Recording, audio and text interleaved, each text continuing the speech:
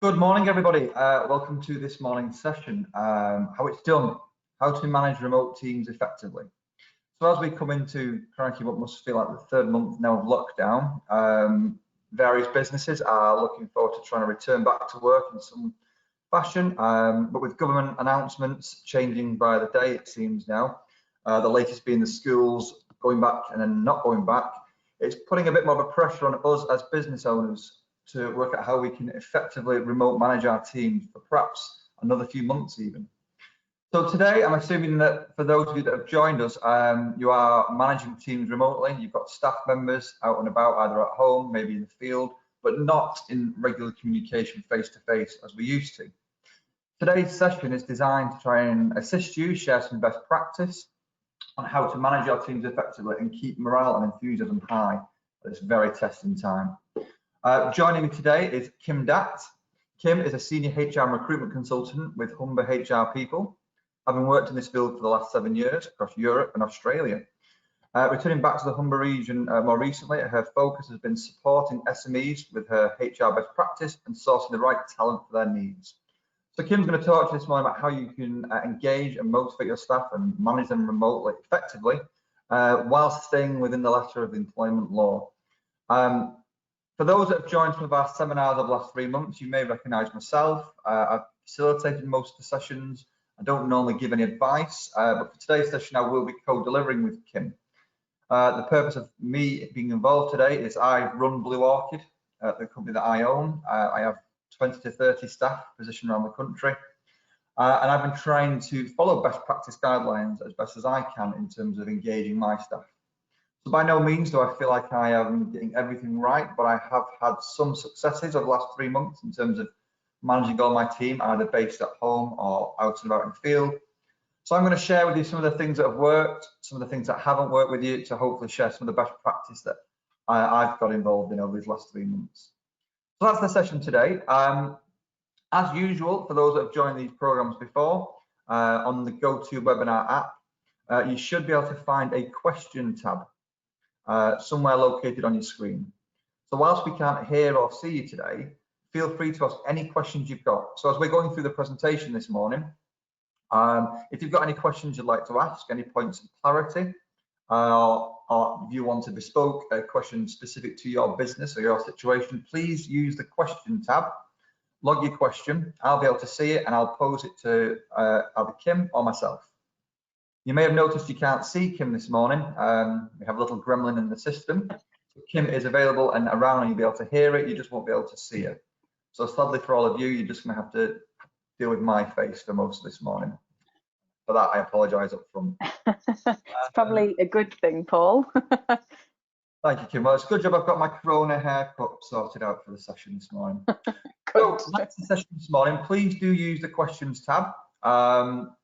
We will be asking you some questions throughout and running some polls, so you should find some information pop up on your screen throughout the presentation. We'll be asking you, and if you could respond to that, it gives us an idea about where you're up to in terms of engaging and managing your stuff so far. So that's it for the introduction. I will now pass you over to Kim. Thank you.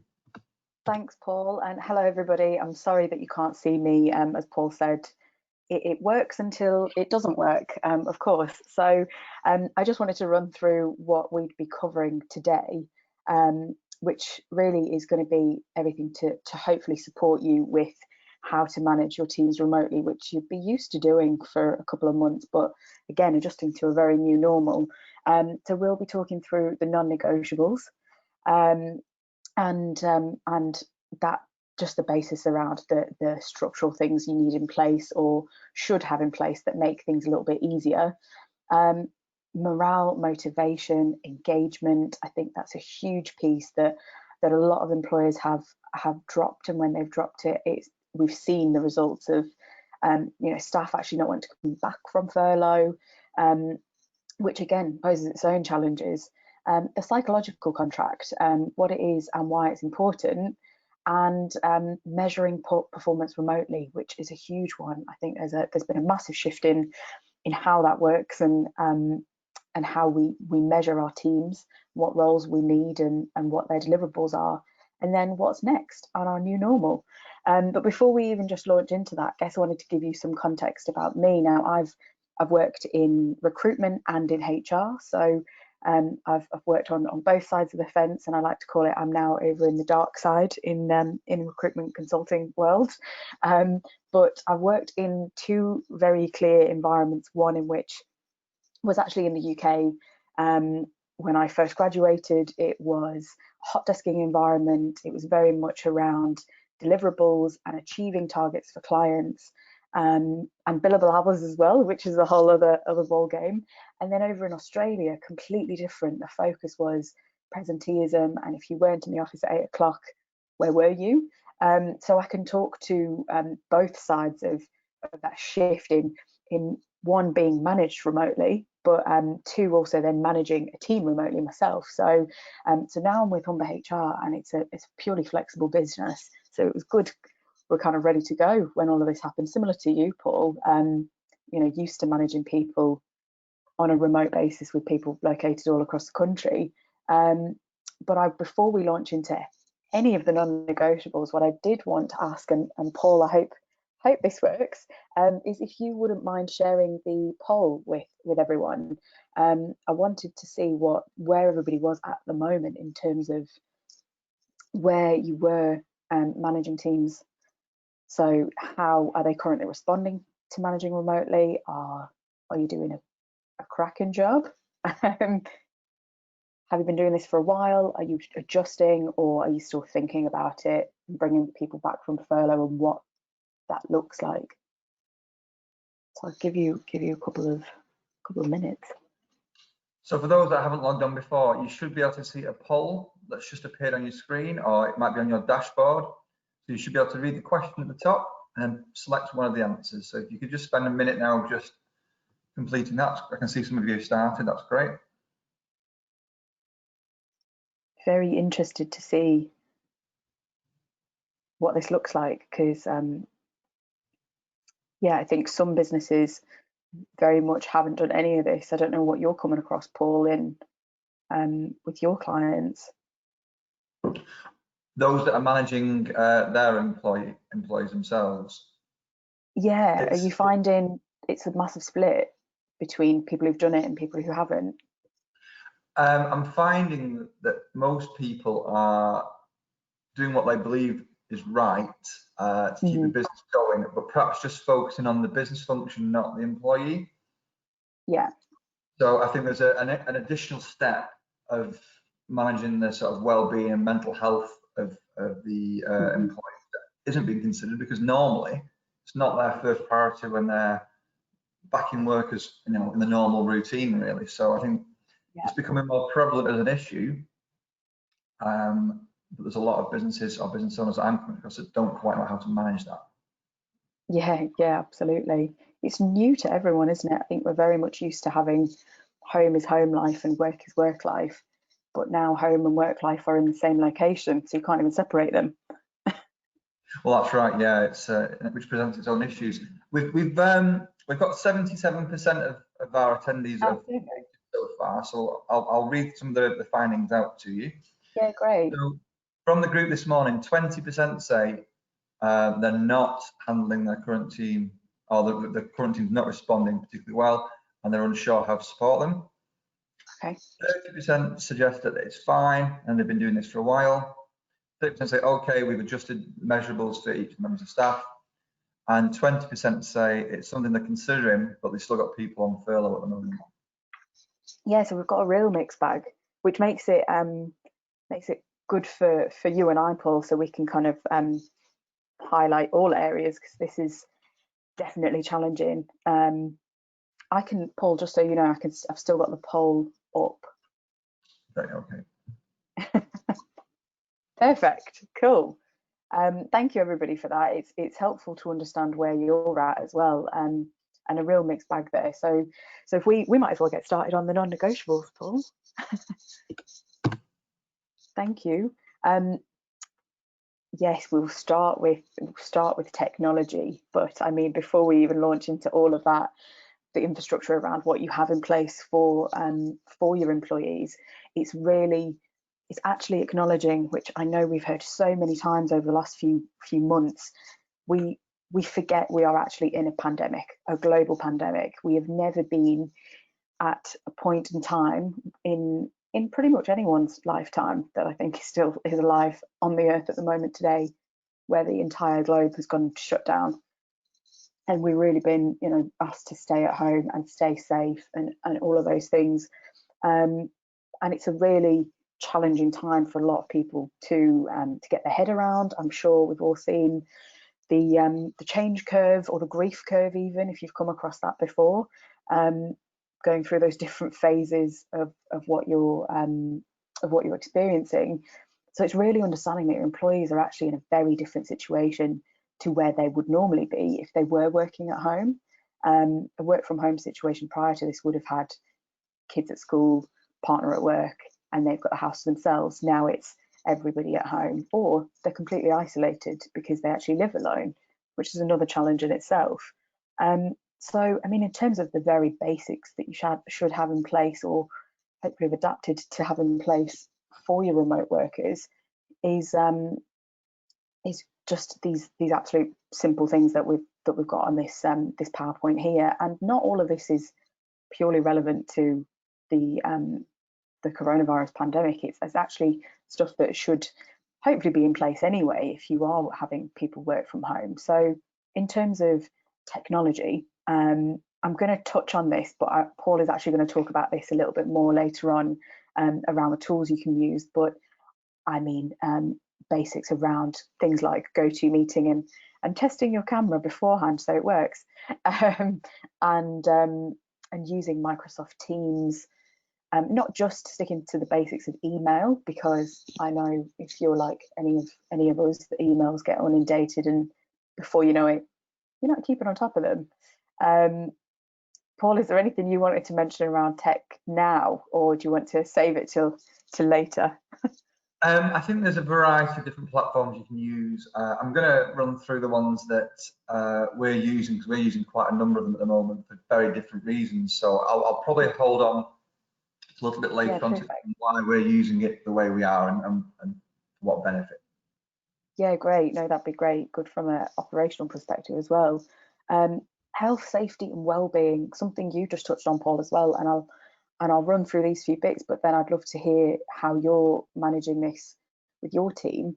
I mean, one of the first basics is do they have all the equipment that they need? So how you are doing at-home risk assessments. Some people live in flats. They've only got 2 rooms, and they're basically working on their spare bedroom bed because they don't actually have a desk.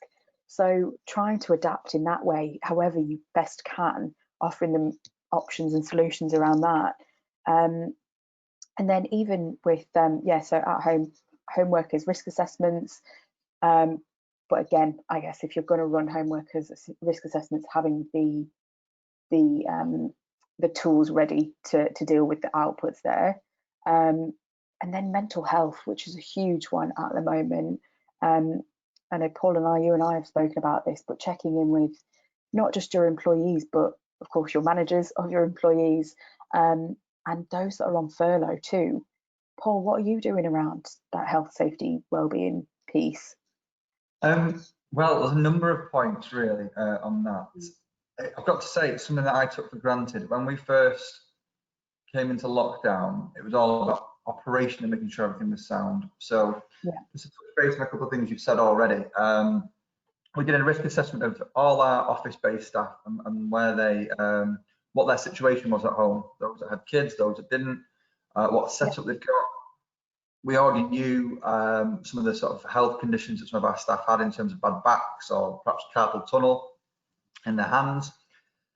So we reacted quite quickly at the beginning to make sure, from a comfort perspective, we weren't just expecting them to log at home. So we're quite lucky. We've got a remote-based Wi-Fi-based phone system. So each telephone unit could go from home, hit their Wi-Fi. So we did a few Wi-Fi checks from home to make sure they had suitable Wi-Fi, which thankfully they did.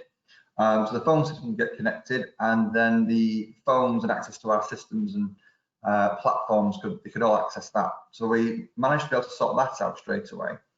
Yeah. But then for those of them that spend most of the time at the desk on a computer with a screen, my fellow director came into the office and picked up screens. So we weren't looking at a small monitor and a laptop. They had a screen which was lifted. So they were straining the necks. The keyboard assistants that you have that sort of protect your wrists, we pick them up, clean them, drop them off. But also the office chairs, which isn't something you perhaps think about straight away. But for those that spend most of the day 9 to 5 sat at home, rather than using a dining room chair, which most of them are using, I think the couch can only go so far. The television is going to take over. So most are sitting at the dining room table, but rather than sitting at the dining room table, they've now got their sort of lumbar supported desk chairs from the office shipped to their houses, so they've got those to sit on as well.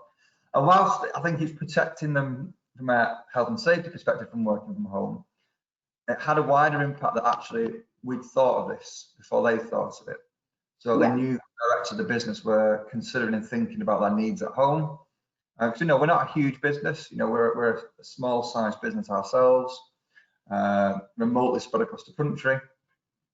So for us to be thinking of that on their behalf I think was quite motivational in itself. We got quite a lot of thank yous for that. And when my co-director dropped them all off for them, I think it was a bit of a, well, thanks very much, thanks for thinking of us, that's really helpful. So on a number of levels, from a risk assessment perspective, health and safety perspective, initial engagement, that was a nice piece of work to do. So if you haven't thought that through yet, if you've got staff working from home at the moment and continuing to do so, particularly those with kids that might struggle to return to work in the next few months because the schools aren't opening, have they got their usual kit to set up their own dashboard, for want of a better phrase, at home? Because it's small things that I think can be quite helpful. Yeah, definitely. Thanks, Paul. I wanted to ask, because my biggest concern, and I'm sure a lot of people's, would be around the cost of facilitating that. Was it worth the trade-off, and are there ways around, not incurring significant costs of reallocating the chairs and materials that people needed? I suppose we were lucky enough, because we're the size that we are. We have 10 people that work from our office, our head office, and everybody else is remote. So the remote workers are already used to working from home. They had their stations at home set up. It was our office-based staff that didn't. So I suppose from that perspective, we avoided some cost there. But we kind of did it, if I'm being honest and giving you practical advice, we did this ourselves. My colleague Fraser and my other colleague Layla, they came in, they cleaned down the equipment, and then we basically shipped them in cars to each individual's address with some antiseptic wipes for them to use wipe down themselves at their end as well, because they'd obviously been in transport from us. So it was really, other than time, if you've got the ability to be able to do that for your staff, then it can cost you nothing. If you've got a large team or bigger equipment, then obviously there may be some shipping costs or couriering costs. But I'd certainly suggest it's something that's important. You want your staff to be as comfortable at home as they are in the office. You don't want is those complaining of bad backs because they've been at the dining room table for too long. And then of course, as the employer, you will get asked if it ever goes to any kind of tribunal. Well, what risk assessment did you put in place? Did you even consider that? So it was nothing particularly complicated we did. It was just making sure we asked the staff, what do you need from the office? We'll get it shipped to you. And then we agreed times and dates for that. Yeah, great. And I think this probably comes on to the next point, which is around trust. And it's trusting your employees, but also them trusting you. I think, Paul, I love the example that you gave around doing an assessment of who's got kids at home and what their situation is. It's actually understanding and taking the time to understand your staff, especially if you want them to continue working through this. And I know we are 3 months in, and I know it's been a bit of a ride for everyone. But as we do start to look at really phasing back to what a new normal is, that piece around a bit of at-home risk assessment, and make it known that you do trust your people. And it's not necessarily just saying that, it's actually you know, showing them that you do. So giving them the tools to work from home, and not checking up with them every hour on the hour, or 8 o'clock in the morning, 9 o'clock, whenever you're expected them to come online. It's actually giving them goals to hit, so something that's measurable and achievable for them to then follow up, you know, that afternoon or the next day. And again, this again, I guess, flows onto the communications piece. Agreeing how you use different tools, which again Paul will talk to in a bit more detail, but using different tools for communication, I think, is really important. We're all working from home. We all want to know that our colleagues are still working as well, where they are. And it's actually just sometimes having a quick text message in the morning, or a quick messenger chat, or a quick email, or literally just a quick phone call, or jumping on Zoom in the morning with your coffee before you start work, to catch up and communicate, so that you can still have that kind of, you know, the old school now water cooler in the kitchen chat that you used to have, because might be a while till we do that again. And those gaps in work just make you feel a bit more like part of a team. I don't know, again, Paul, how are you finding the comms plan and the employee comms plans that you're working delivering? Yeah, well, it's kind of evolved, I'd say, over the last 3 months. So one of the things that we were guilty of, and it was led by me, when we first went into lockdown, we prepared the week before the announcement that they'll go into work. Yeah. So we've got everybody set up ready to work from home. And then that very first week, I was worried that we've suddenly gone from seeing everybody each day, certainly within the office, to we're not sure when we're going to see you again. So I put together a top and tail of the week, basically. We had a team meeting on a Monday, and we had a team meeting on a Friday. Yeah. And looking back now, it was slightly overkill, because there wasn't a great deal more to discuss outside of the other conversations we're all having individually. So what we actually found out after about 3 weeks, that it was taking quite a lot of our time. You know, we had a 2.5 hour meeting on a Monday, one on a Friday afternoon. I think it served its purpose at the beginning. For somebody like myself that's used to working from home, I can deal with this. But for the office-based staff that have never worked from home before, I think it served its purpose in that having that check-in more regularly at the beginning made them feel like, yes, I'm still part of an infrastructure here. I'm still part of a team that's working to the same goals, targets, KPIs that we always were. But once we kind of established a new pattern of working, a new pace of working for the business, and that's something I'll talk about perhaps a little bit later on, is establishing a new rhythm and pace of work. Once we'd worked out what that is for each individual, those meetings didn't need to be twice a week. So now we have one meeting at the end of the week on the Friday to review the week previous and what's gone on, and to talk about the week ahead. And within that meeting, there's a variety of different things we do. Again, I'll talk in a bit more detail later about that. But we have a staff overall meeting on Friday. Then we have inter-department meetings. So the field-based teams meet once a fortnight now on Zoom, and the admin team meet once a week, separate, to talk about their own specific work. In and around other conversations being had. So my fellow director and myself, we meet once a week on Zoom, but obviously chat over the phone quite a lot as well. So we've got into a regular pattern now. Everybody knows when the team meeting is, they know what their agenda item is, they know what's expected now in terms of an update, what they need to prepare. Everyone has a couple of slides that they share and take the rest of the company through.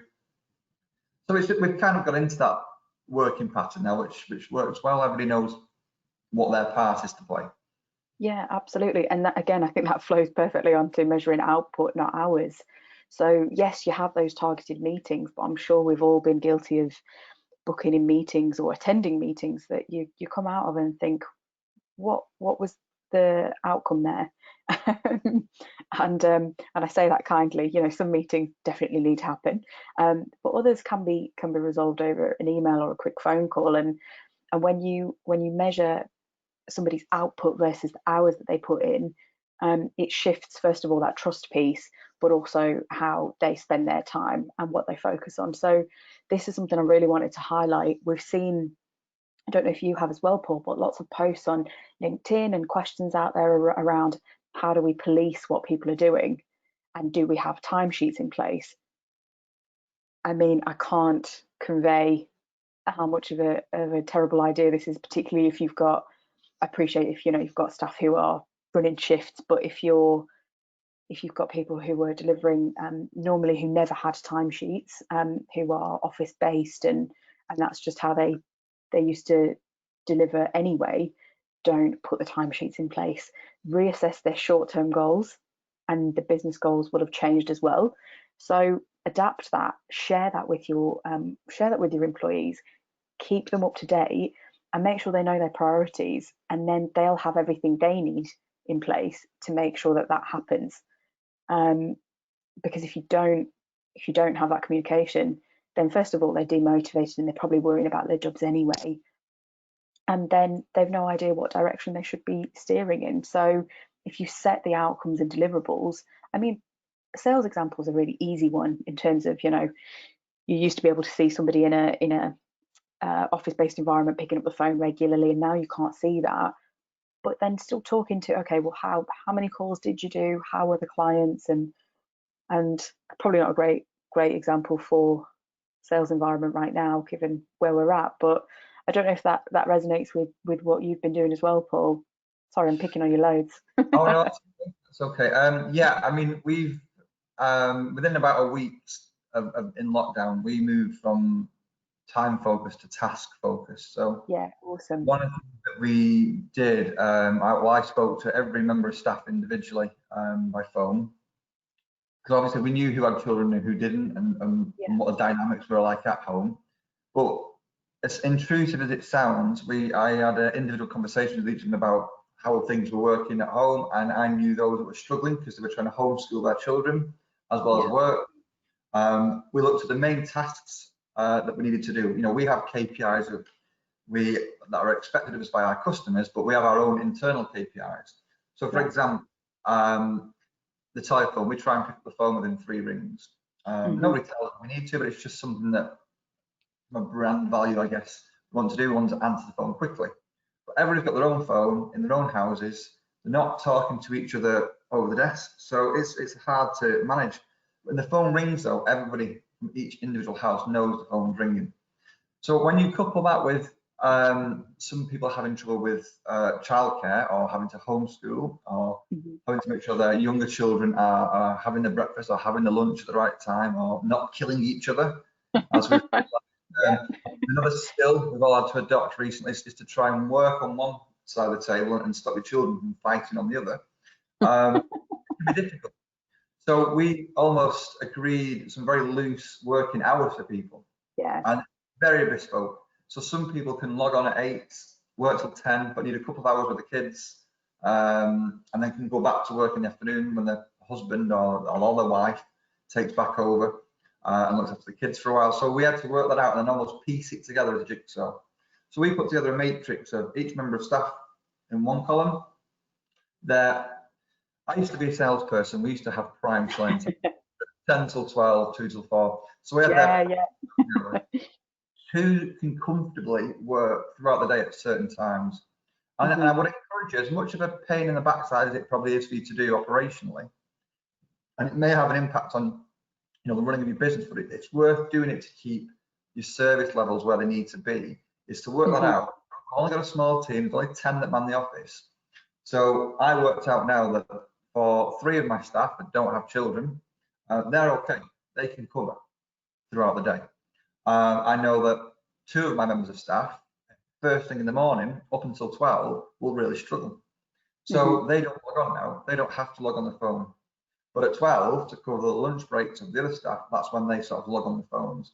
So I just look at what needs to be covered to keep our internal KPIs where they need to be, look at what's available in terms of staff, and then put together a plan. What I find is when you ask the conversation and then you bring everybody together to help you realize the solution, which is how I did it, they take more ownership. Yeah, so rather absolutely. dictating from the top. Right, okay, I've spoke to you all now. You can work at this time to this time, you to this time, and everyone's in that shift mentality. I'm not sure it works as well as, right, everybody, we've all chatted about our individual situations. Here's our proposal. We could do it this way or this way. What do you think? And we're having those types of conversations with all the staff who are affected to say, right, how does this work? And it was a discussion, it was a debate, there were different ideas given, but we found a way for each one of our KPIs to achieve them, which we've managed to do, touch wood, so far, by having this new pattern of work. So I have a member of staff now, one of our finance team, who does some work on a Saturday because she can't work on Friday because her husband has to go to his office and she's got the kids on her own all day. So we know we need to respond to our invoices, our purchase orders, make sure our management accounts up to date. So she now works on a Saturday when her husband's at home. So she have the interruption with the children.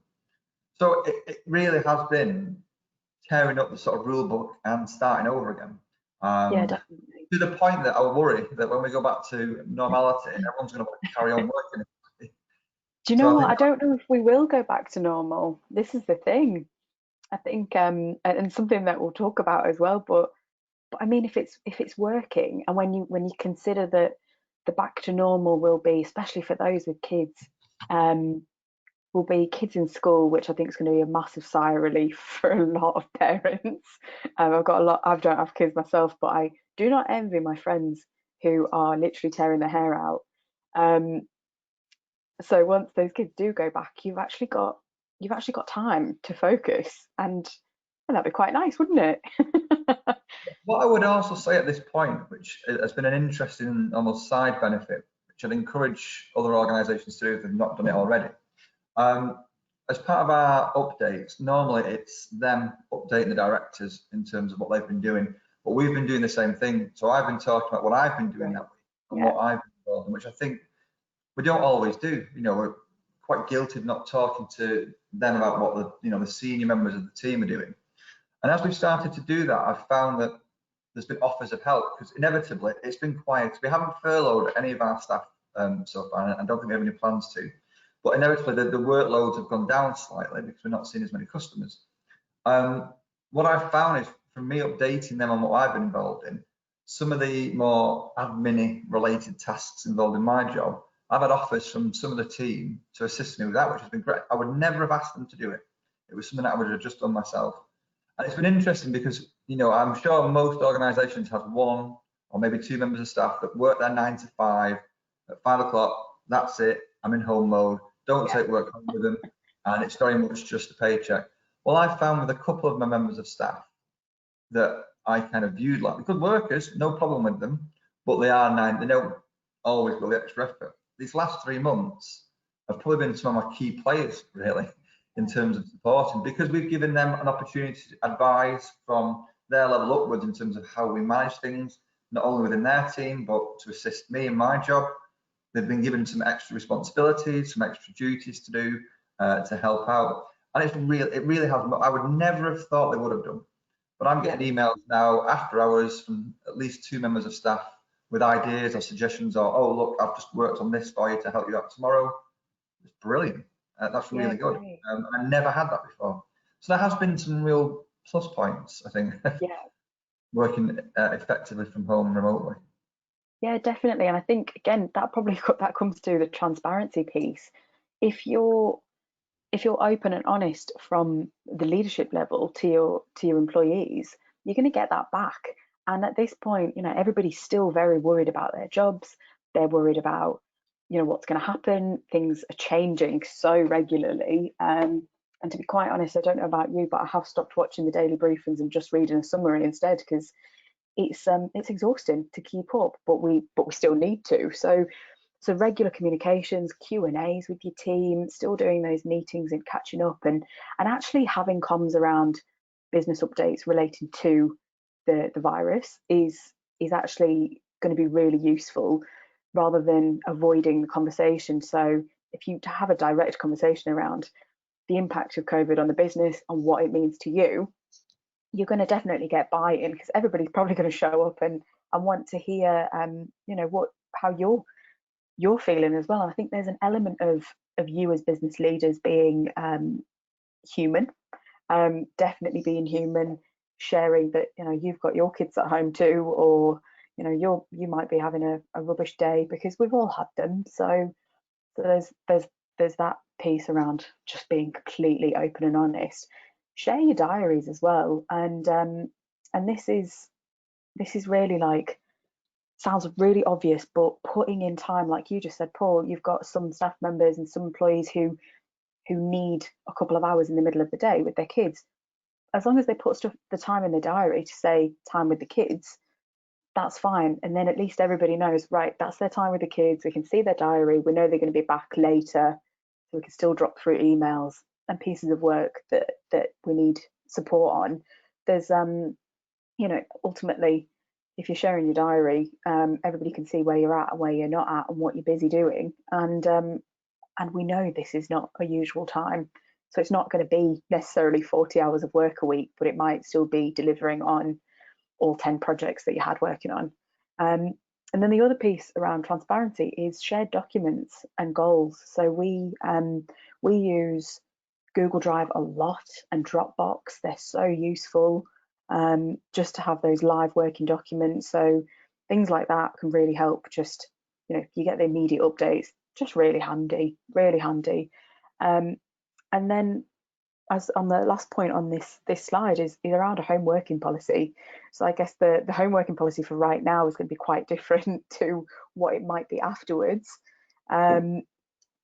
But it's still just having some expectations in place, as with including everything that we've discussed around trust, communication, delivering on their role, even though that might have shifted slightly, so that everybody knows where they stand, basically. But yeah, I don't know if there's anything else you wanted to add on that slide, Paul. Not for that one. I think we've covered most of what I would have thought on that. Perfect. This is a big one, isn't it? I think we've talked about this, the keeping morale, motivation, and in short, just keeping your employees engaged. You might have seen this profile before. I've used a DISC profile, which is a basic one, and to be fair, you could probably Google them, but they're also really handy, just to do as a psychometric kind of test for your employees. A lot of people do it at the start of a recruitment process, but it's worth doing even maybe now, just to reassess how your employees are working. They are basically used to assess how people change during times of significant stress. So with or without the virus, it's likely that a lot of people who are working remotely now, and office-based staff, won't probably be back to the office full time. So some will thrive and some will absolutely hate it. Some are, you know, in that eye space on this slide, where they're, you know, people, and they need to be around people. So those are the ones that will really be struggling the most. And it's actually understanding who of that you've got in your cohort, in your employees, who actually needs that extra communication and extra engagement, and which of your employees is actually fine with, probably sits in the D space, and is just like, give me a project and I'll run with it. So it's really important to understand, especially because we don't have a choice right now, understand who you've got in your team, who is thriving and who isn't, because there are going to be members of your team that you're supporting who you might call every day, and they might see it as, oh, there's too much communication, on others who it might feel like there's not enough of. So if you can understand different personalities, and that, something that I talk about a lot, emotional intelligence, using your emotional intelligence as a manager to read, okay, they're actually finding that I'm checking in too often, and now they're worried that they feel like I'm not, you know, I don't think they can deliver. Whereas then you've got the other bunch of people who are saying they're not checking in enough, and I wanted a phone call in the morning and the evening, and at lunchtime, and just a bit of a chat about my kids, but not being able to convey that. So believe it or not, actually asking the question about what you need could help. Now, whether you've got a HR function, you can leverage them. But I imagine if you are a small business, like for you, for example, I mean, you, Paul, sounds like you've been doing a lot of that communication yourselves, which is great. And yes, you've got HR, leverage them, but they shouldn't be the ones that are leading those conversations. Ultimately, you're the business owners, you're their manager. And I know personally, if someone from HR was calling me when my manager usually speaks to me and sits next to me every day, I'd be feeling a bit disengaged. So it's actually just treating them like people. So how are they? How's their well-being? How do they want to communicate? Do they need any extra support? And I think, again, some examples you've given, Paul, have been awesome, like adapting to say it's fine to work on a Saturday because actually during the week you need to look after the kids and your husband's working and all the rest of it. But yeah, that's probably a fair amount on this slide that we'll talk through around that engagement piece. But anything else you're doing, Paul? Well, I mean, I think it's probably you're doing a lot, actually. Whilst obviously we're delivering this together today, some of the slides, I'm testing myself really what you're saying. Doing a lot of what you're saying as practice. Now, on this particular slide, I do make a point of speaking with every single member of staff individually each week. So what I would say as a leader, as a business leader at the moment, is working from home, you might save yourself the time traveling, but I've offset that with the amount of time I'm taking speaking to the staff. Yeah, I would never have probably rang every one of them every week. I'm doing that so I can understand their situations and manage, or at least be aware of what their mood levels are like from one week to the next, whether or not they're getting more anxious, more stressed. So I could have plotted a chart of anxiety levels, I reckon, throughout the business. Now, I'm not a HR specialist, and I don't confess to be. On your disc model there, what I feel I am, I'm quite dominant at work, but I'm very conscientious of making sure everybody's all right. My belief as a manager has always been, my job's to make you perform better in your role. That's my mantra as a business owner. I'm not here to lord it over. I'm not here for power. I will get, as a business, if I want to be more profitable and increase my turnover, I need to drive efficiency or sales or customer service or whatever element it might be. So I've always thought that if you can make your staff's jobs easier, make them more effective in their roles by supporting them better, that should be my job as a manager. Yeah. So I have two managers, two area managers that work for us. So I do speak to all the staff, but they are starting now to do some of that work for me. So it does take some time, because that conversation you might have about a sales target or a piece of work you want somebody to do isn't just that conversation you have over a desk now. It's got additional 5-10 minutes of a hi, how are you doing? How's your week? How are the kids? How's your husband? How's your wife? Is everything all right? So every conversation now is extended, not just with staff, actually, with customers, with partners, with associates. So it does, I have found myself probably being slightly busier and having longer days working from home than I would have done in the office. But I wouldn't change that. I think what it's enabled me to do now is understand what the pressure points have been with the staff members, particularly their well-being. So one of the things that we've done more recently is I've brought in a well-being coach that is now offering Zoom meetings to some of the staff. So I offered out as a company benefit 2 weeks ago for them to have 4 sessions with a well-being coach, a mental health coach. I didn't call it mental health. I didn't want to label anything, but that's what it is.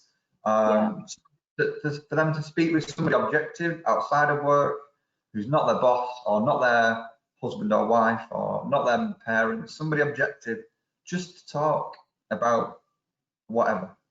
Work stresses, home stresses, combined stresses. And I've got to say, not everybody's taking up the offer. I think I've had 4 members of staff in total that have taken it up, but I could have predicted to you who would have taken it up because of my conversations. Now, I haven't really got the time to offer mental health training or coaching myself, and I'm not qualified to do so. I might think that I can help people with the problems, but I'm not. I wouldn't confess to it. But actually, again, bringing somebody in, the cost of bringing somebody in to offer that, and they've been doing it over Zoom, based on the impact it's had. One member of staff who's quite senior was really struggling at home and managing their work-life balance at home, and it really paid dividends. They're on their third session of coaching now, and it's really worked. You can tangibly hear the difference in their voice when they're talking, or in the Zoom meetings that we have. It's had the impact we hoped it would do. And I've got to say, it was one of your colleagues, Kim, that I spoke to. I ended up contracting to come in. And I've got to say, if you're not doing this at the moment, and you're looking at keeping your motivation levels up, and you want to offer some kind of well-being support, contracting with a mental health coach, it might cost you a bit of money. I don't think it will cost too much, but I think if you want to show the value of employees, and if you believe what I believe, which is your employees are one of your biggest assets in a business, then it's worth doing it. And I've got to say, I'll probably carry on doing this moving forward now. I've seen the benefit of it. I would never have thought to do it before. And you're talking to a man that used to work at Bupa. I worked at Bupa for 15 years before I ran this company. So I should be aware of these types of things. But when you run a company, you're bogged down with cash flow, you're bogged down with turnover, you're bogged down with managing staff, operations, process, procedures, customers. You just expect your staff to be all right to do the job. Because, hey, you're paying them. So for 9 to 5, they should be fine for you. But it's forced me into thinking and considering this and putting it much higher up the agenda of my priorities. So now I'm moving forward, it will be something we offer staff generally every year. So something I think everybody should consider for their staff members and for yourselves. You know, there's enough pressure on your staff, there's plenty of pressure on you as a business owner. Yeah, so it's nice to start, have a bit of an MOT yourself every now and again. Yeah, and I think that's what I mean. This disc profile is just one example of something that you can use, but it's a tool for self-reflection and reflection on your team. And Paul, I love that you've been doing the check-ins, but ultimately there is an element, and like even I say, you know, you can leverage HR to have these conversations. But really, if you're a manager and you're managing a team of, you know, 5 to 10, I hope it's not gigantic, but it can be. I spoke to a lady a couple of weeks back, actually. She's running an ops team of 40 who report into her. She's got 5 managers, but she takes the time every Wednesday morning to call every single one of those people for 10 to 15 minutes. They know that she's going to call. She does a check-in. It's not a tick box exercise. It's genuinely a how are you, and this is the update. And I think just that coming from your leadership and from your manager as well is really important in a time like this. But also self-reflecting to go, actually, where are my strengths? And I'm not very good as a manager at having these conversations and saying, what do you need help with? Because personally, I'm a D and an S. They're my strengths. So it's quite funny because I just, in moments of stress, I just say, give me the goal and I'm just going to get it done and leave me alone. So somebody calling to check up on me is like, you know, questioning my ability to do something, and actually flows onto the team as well. When I was managing a team and they were stressed, I just thought, oh well, why aren't they just getting on with it? But they're actually, you know, an I and a C or an I and an S, so they need more support because they need that extra check-in and the well-being and the, I don't know, it sounds terrible to say, but almost like that fluffy piece, that EQ, that personal engagement, which we all need as humans. I think we're all probably a little bit sick of just seeing our families, and we want to have that human connection with other people. So yeah, it's a good tool to reflect on how your team work well together, because some might be better at one side than the other as well. So then maybe it's you can use this for a basis of so much, but even just checking in with your people is a great start. But yeah, no, I think I mean, is there anything else you wanted to add here, Paul? I think I've covered all of the bits. Not at this point. I think no, that's okay. Oh, perfect. Now this one, the next slide is probably not too dissimilar to some of the bits and pieces that Paul will talk about, but I mean, really just keeping in touch, and good old hints and tips that we love for keeping morale and motivation. One of the biggest things I'd say is actually, choosing the right tool. So if you're delivering a message around, actually, we're looking at furloughing some employees, don't do it over an email. Try and get everybody on a call or on a Zoom call, or communicate that through managers, have a verbal conversation with them. But using, you've got Zoom, Skype, office chats. I mean, I think a lot of people have started leveraging WhatsApp groups. I don't know about you, but I don't know how many more WhatsApp groups I could be a part of. but having different messages and different tools in place to communicate is so important. We've seen some businesses have YouTube videos or videos of the office. Like, Paul, I know you're in the office today, and you said it's been first time in a while. Or like maybe even just doing a video for the guys and sending it around to say, this, remember what the office looks like. Just those little things that help everybody feel connected. And even just a business comms plan. So we've mentioned this a little bit earlier on, but specifically around COVID and what the the government announcements, which I know is an arduous job in itself, but relating that back to your business as and when it's needed is really important. And then general communication and updates around how the business has maybe pivoted, what they're doing to support what your shift has been.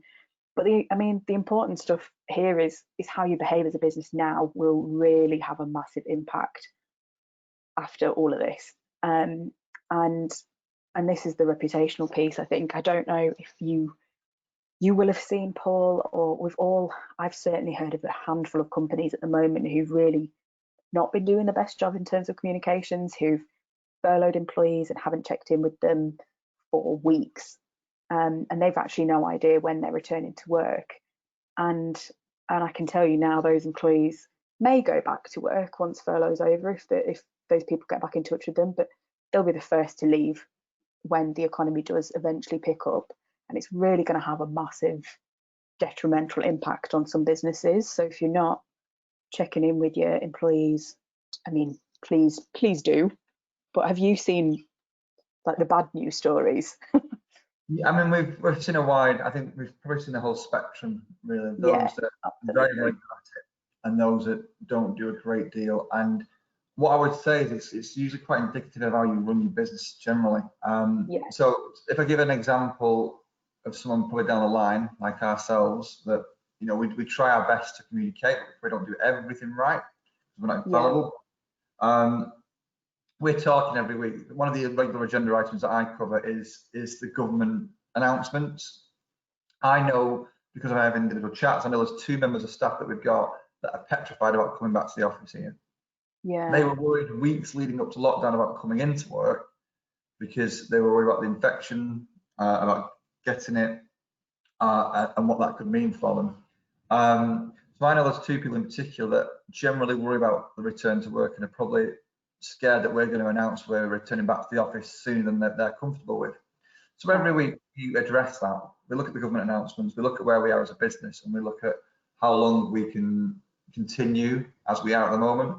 And we'll update and say, look, it's business as usual. Well, it's COVID business as usual at the moment. Yeah. So we're updating our perspective in terms of how honest we are. Now, there's a lot of information that leads us to those decisions that Fraser, my business partner, and I look at. So having not wanting to tree swing too far away from the subject, but having a tight control of your finances is paramount importance at the moment. We have a running cash flow forecast that we update weekly, looking at when our payments are coming in, what costs are going out, and what's coming ahead. So we look at the next 3 months ahead all the time. I know that probably sounds like something that everybody should do, but in my experience, most don't. So, we have our management accounts done every month. We look at how profitable we've been or what losses we might have made, what's coming up, and we have a detailed conversation every month, every single month, of what the cash flow is telling us, what our profit and loss and balance sheet is telling us, so we know where we are as a business. Something that I think you should be doing anyway, and I'm sure most people should be look to do that. But those drive some big important decisions for us. So that's told me at the moment we're in no rush to furlough the staff because we've got enough money and cash flow to keep everybody going for at least 3 months. So those that were worried about furloughing didn't need to worry, because we had work there and there were extra projects we could give to people to give them work to do. And Paul, did you communicate that with the staff? Like, did you actually tell them, you know, we've done our accounts, we've reviewed it, we're doing this on a 3 monthly basis, and we will tell you, but we've done it for the last 3 months and we're good? Yeah, so we obviously won't share the finer detail of of course, with them, but we'll tell them that we've done an exercise, that we do it every month, and then we just update. Look, we've reviewed our position, is kind of what we say. Go into much more detail than that, and what that's meant is that you don't need to be furloughed. Now, we did offer staff that were really worried, and we knew two of them might be worried, so we did offer people, if they were really stressed out about work and didn't feel they could do it, they could come and have a conversation with us about being furloughed, and they could drive that conversation. But we haven't had to do that so far. But to give you a more balanced view on the other side, some of the issues that we've had to deal with, we've had staff that have been furloughed and not been contacted. They've just been left. Only on the 80% not being topped up by the employer, so they feel like they've been made redundant. They don't know what their return to work is going to look like, or when indeed they're going to go back to work, or even if there's a job for them at the end. I worry that what I've just described to you in terms of having your finger on the pulse of your business, those kind of organisations may not do. They either don't have the information themselves, so they're making decisions on the fly. So my advice there was, well, look, you really need to get a handle on your finances to understand where you are, what position you are in now, and where you'll be in 3 months before you make these decisions. It's either that, or they're just not communicating very well with the stuff. They don't feel like they need to, because we furloughed them, so they're thinking about business recovery now, or how to rebuild their business up. So I said, okay, I've furloughed those staff, I've parked them over there, don't need to worry about them now, let's now focus on more business in. To which I would say, go back to my earlier statement, that your staff are your biggest asset, and if you want them to remain motivated, even when furloughed, you must still engage them. You must still keep in contact with them regularly, just as you would if they're on maternity leave or paternity leave. Absolutely, You know, if they're off on leave, and whatever kind of leave it is, not holidays, obviously. The last thing any of my staff want is me ringing them when they're on the beach. But maternity leave, sick leave, paternity, you would keep in contact with them. You would make sure you're thinking of them, that you know they're there, and you provide them with any kind of update that might be relevant at that time. So definitely. Advice goes like that to that type of group. And on the other side, I've seen people that communicate very, very well with the staff, with weekly updates. Whilst they've been furloughed, they're still invited into a team meeting or a meeting place, just to not to work, not to offer anything of opinion, just to socially meet, just to be around some of their colleagues, to feel like they're still part of something. Yeah, absolutely. And that actually comes on to, you know, the fun and games bit and the kitchen chit chat, whatever you want to call it. It's having you know, half an hour every, you know, Tuesday at 10:30 to say, anybody who wants to join, here's the Zoom meeting, here's the Microsoft Teams meeting, however you want to do it, bring your coffee, we're having half an hour like catch up on Zoom. And it's not work related, it's just, how are you, how's things. I had a friend of mine who works for a fully remote company. She said that they started doing Through the Keyhole. I don't know if do you remember Through the Keyhole? And I thought that was a brilliant idea. Yeah, the old version. I thought it was a brilliant idea. So it was literally going around guessing people's, you know, areas of their houses, and guessing whose house it was, which I thought was great fun. And I don't know how many of you, hopefully you haven't, but I think I'm quizzed out, I can tell you. But we've moved on to murder mysteries over Zoom now. So yeah, you know, there's so many different ways that you can make that a bit more fun and still connect and have that human interaction. Last night we did a wine and what you've been reading at the moment, because I don't know how many more, I'm definitely reading a lot more lot more books. So we did, it was mostly the wine, less about the books, but it was lovely just to catch up with everybody and chat about something a bit different. So doing that, and invite your furloughed staff. I think this is the important thing. Anything that you're doing as a business, whether it's the weekly catch-ups, any of those things, invite your furloughed staff, make sure that they still feel involved.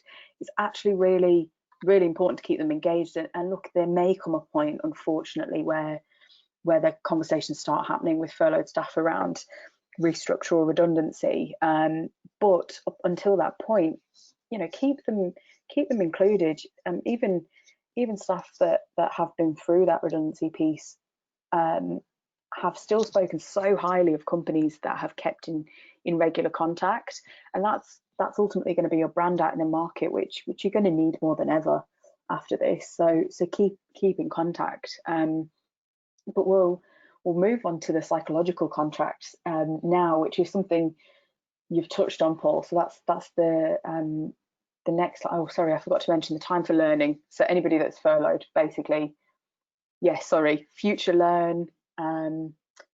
There's a skills network in the Humber region. I know the LEP are doing some great things around additional learning tools for anybody that's furloughed and anybody that's not furloughed as well. We've actually got a lot more downtime, even though it's those of us who are still working, because we're not socializing.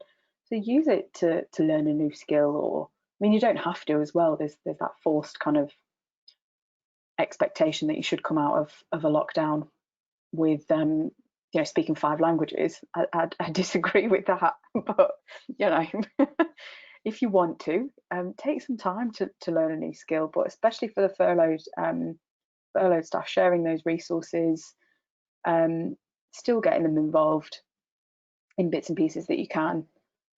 But yeah, psychological contract I'm keen to talk about, clearly. So if we move on to the next slide. Sorry, do you want to add anything?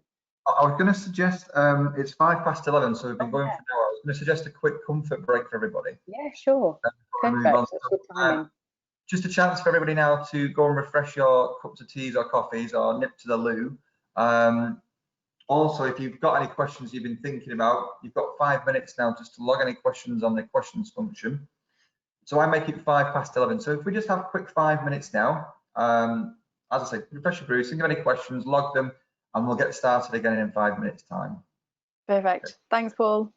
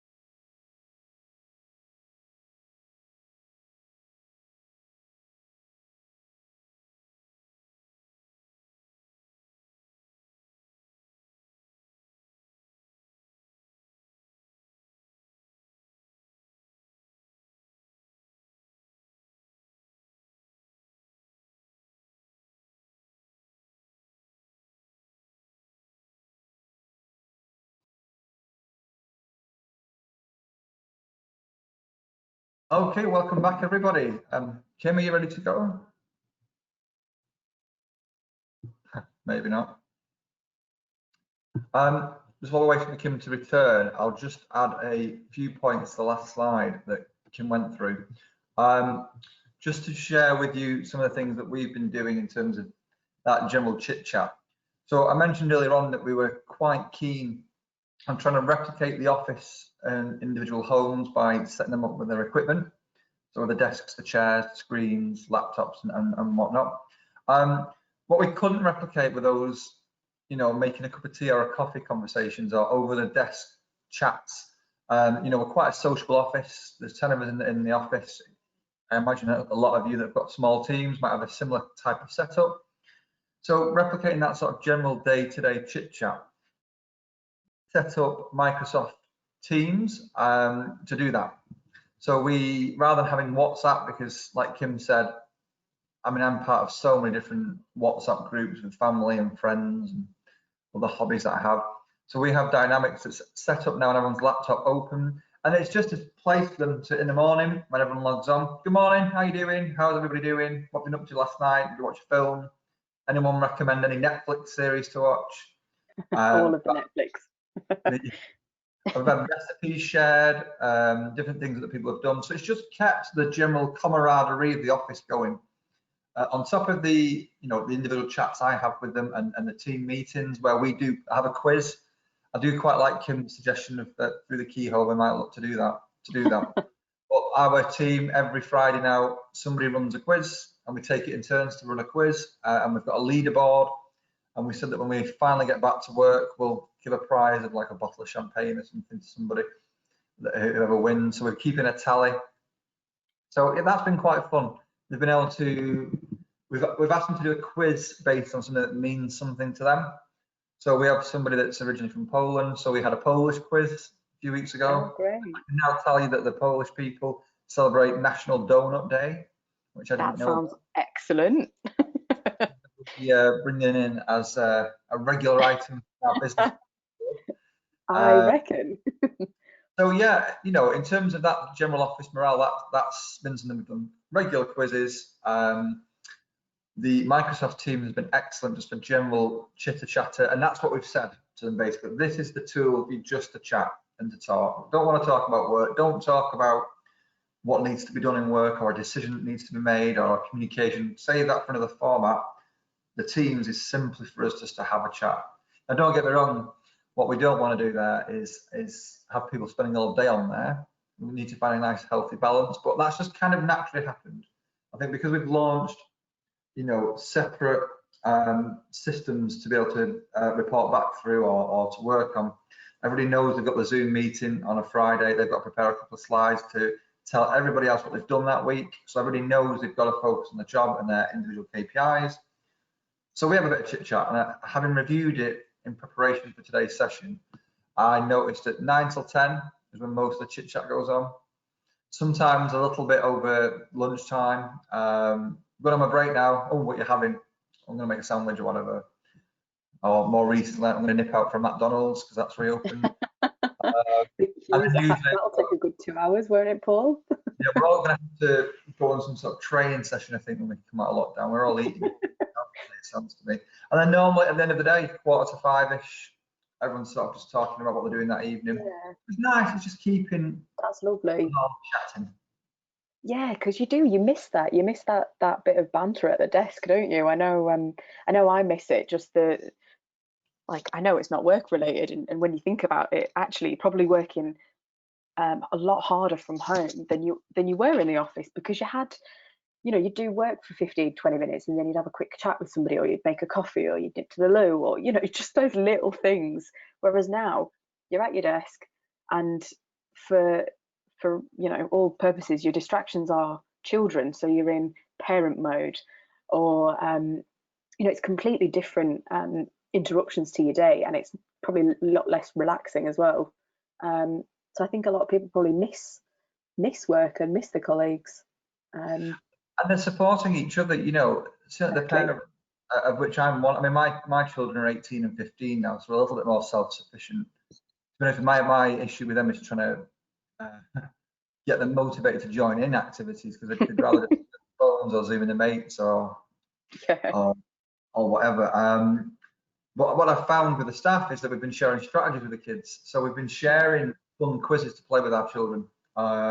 We've been sharing like the Zoom meetings. So, you know, in the first couple of weeks doing the Joe Wicks, people were sending links on YouTube for those types of things. And so it's been quite nice, really. We've kind of become a self-sufficient Corona team to you know, get through it. I think, I'd like to think if you asked my staff, did a poll on my staff, they'd say we're in this together and we're all supporting.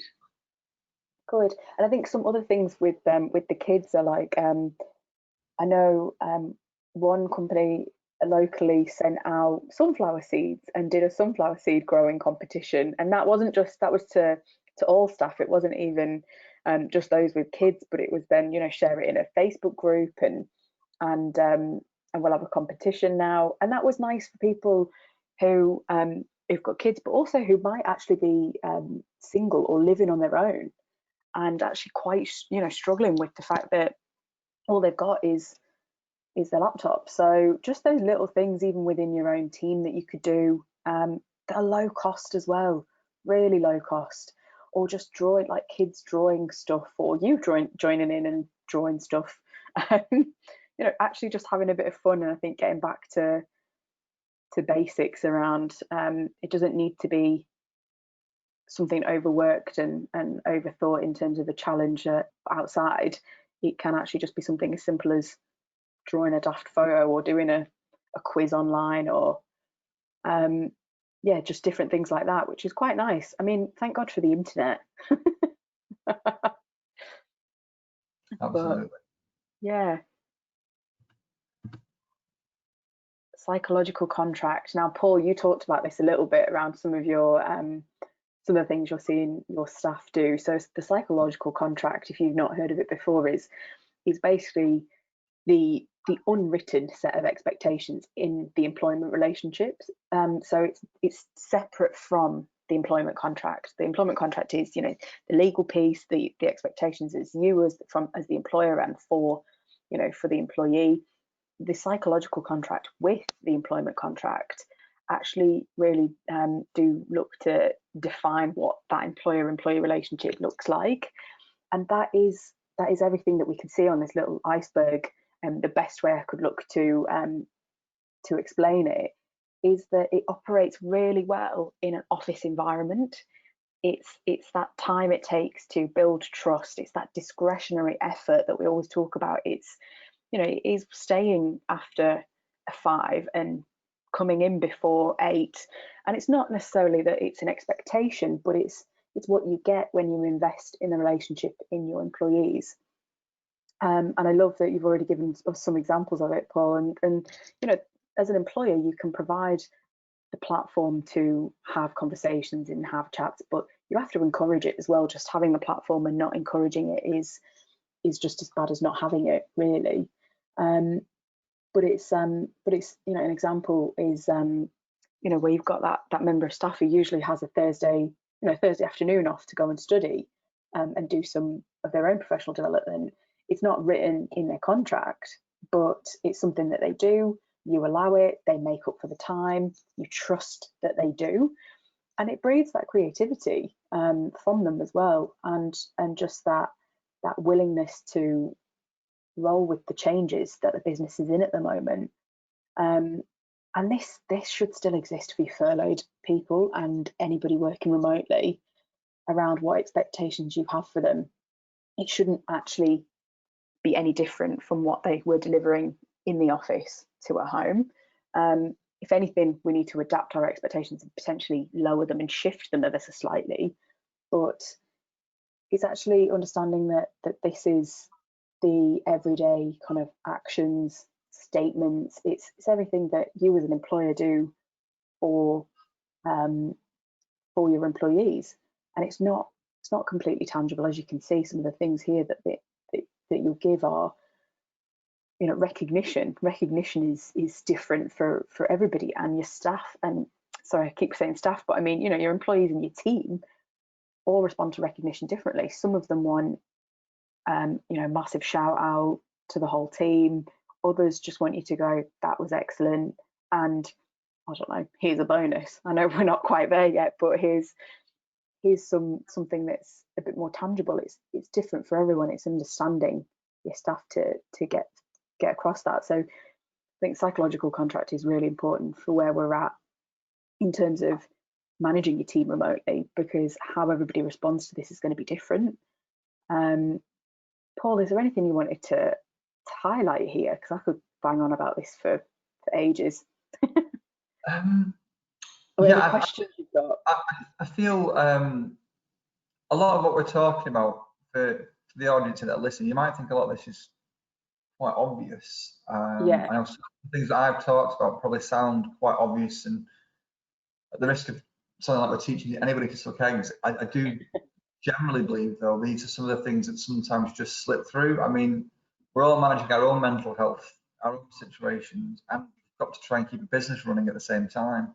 And we've got the issue and the pressure of, you know, all your staff's livelihoods are at stake here as well as your own. So for those that have struggled these last few months in terms of making this move, some of the things we've been through, you might have thought you wanted to do them, or considered you wanted to do them, or even started to do a couple of them, but not all of them. And whilst it might sound like, you know, we're acting like we're on some sort of pedestal here of doing everything, it's certainly not the case. As I mentioned, we've had to adapt and change things. We started off too much, having too many meetings, probably too much communication, but we've got the right balance now. I just think it's really important. It's obvious advice, yeah, but it's stuff that, in my experience from advising businesses for the last 18 years, it's the obvious stuff that often gets forgotten about or taken for granted. And you might feel like you're doing these things, but are you actually doing them? Are you actually touching base? Are you, you know, as you've just mentioned there, Kim, you know, are you highlighting some of the successes of the week? Are you thanking people for some of the work that they've done, just to make sure they're reminded that, yeah, that glance in the office, or that pat on the shoulder in the office, or that thank you across the table can't happen now. So are you taking time out to perhaps drop a text message, or give them a quick ring, or drop them an email, or do it on Teams and saying, you know, just say, you got everything done, all the calls were answered in 3 rings this week, well done team, that's really great, thank you. You probably already know it, but hearing it from you is really important, and it mustn't be overlooked. Yeah, definitely. And it is, you're right there. It's none of this is new and overworked. It's not, you know, some new, you know, wild strategies on how to manage your team remotely. It's actually really simple stuff, but simple stuff that's really hard to remember to do when there are so many other things going on, as you said, Paul. And we are in such a strange time. There are a lot of businesses who never would have allowed working from home or working flexibly, or even thought about it, not even allowed it, just didn't consider it. Why would you work from home when you can work from the office? So this is a huge shift in mindset for loads of people. And I think it's sometimes really hard to remember it's not about controlling our employees. It's actually about giving them the opportunity to almost flourish. You know, they've got that creativity. We hired them for a reason. We hired them because we knew that they would fulfill a skill set and benefit the business. And it's working with them on that and getting different viewpoints. So yeah, the psychological contract piece is so important, because that's where that discretionary effort comes in. It's where you give them the trust, which is probably the biggest piece, to then allow them to develop. But yeah, I mean, I'm happy to move on to the next slide if you think this is one that I'd love people to type into the chat, if you could, for a couple of minutes maybe. How do you measure performance remotely? I want to ask you this question. Yeah, because I know this is it's very easy for us to give you what we think, because it's going to be different for everyone anyway. But if you could take a couple of minutes, that'd be excellent. So if you use the question function, everybody, if you wouldn't mind, I know it's not a question, but if you wouldn't mind just dropping a couple of lines now as to how you measure performance remotely at the moment, We won't tell anybody, we'll keep it anonymous. We won't tell anybody who shared it. We'll just read out some of the suggestions that are coming through. So if you use the question function, we'll just give you a couple of minutes now just for a few of you to put them down. We can see what the temperature's like out there. And I'd actually put in my notes, Paul, that this was a question to you.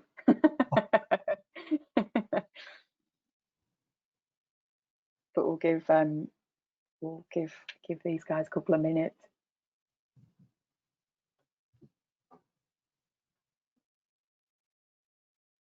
I'll give you a non-answer. Don't ask for timesheets.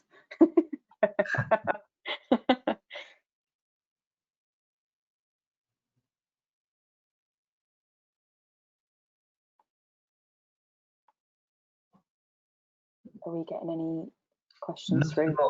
I'll mention some of the ones that I'm doing just while we're waiting for any. Thank you. So I've mentioned some of the general KPIs like the telephone system. So normally we'd manage that on an individual basis, but we've now moved to doing that as a team, just to make sure that somebody's picking up the phone within 3 rings. So I have some software available which allows me to look at every day. I can do it every hour if I wanted to, but every day and an average for over the week. So I share those results at the end of the week. Now, thankfully, we've managed to keep within those timelines. If for any reason they were going over, I'd be able to pinpoint the day, and then we'd have a conversation about it with those responsible and look at why that's happened. Why did it take 5 rings? And somebody might tell me, well, sorry, the lunch breaks overran, or there was a system error, or somebody's Wi-Fi had dropped out. These are tangible reasons why some of these issues might arise. But that's how we would manage things like the phone-based systems. With the rest of it, we've moved all of our delivery online now. You can clearly tell for those attending today, but we deliver a variety of different programs across the country. Time is the biggest, or response time is our biggest KPI in terms of customer service. If you're inquiring about joining a program, or you want some support, or you want to access a grant, so we offer grants in some areas of the country. It's normally, well, how quickly have we responded to your inquiry? So what we've done is we've amended some of our alerts within our own CRM system. So in the first week, we changed that to inquiries that have been generated and put in a 2-day, a 40-hour turnaround alert. So basically it goes to the person it's assigned to, but it also goes to the manager. So we're managing that speed of time. Okay, we're in a pandemic, but we've got a commitment to make sure customers get responded to in a measured amount of time. So we've changed our, it didn't take much, and it wasn't particularly costly, but just created new alerts for ourselves now that once an inquiry's come in, whether it be over the phone or by email or through social media, it's logged into our CRM system and we can deal with it quickly. So if it's not dealt with in 40 hours, it's flagged. That goes into report. So any that have crept over 40 hours come into report, and then I can speak to that member of staff and say, okay, you've had 3 over 40 hours this week, what's going on? Oh, my caseload's too big. Right, so do we need to spread that out with other members of staff? We can look to then remedy that issue by reevaluating who's doing what and what support is required. So we're just putting these extra measures into our process that weren't there before. And again, actually, it's forced us to be more efficient generally. So that's something that we're carrying on doing now. We didn't do it before. We just relied on anecdotal evidence from the customers or from our advisors that said, yes, I've dealt with that client, yes, it's been done. We never tracked it down to that level, and it might feel a bit like we're micromanaging. However, we pride ourselves on delivering a timely service, so why wouldn't we? There's been a variety of different measures we've put into place now to make sure that the staff out there know what we're measuring them on.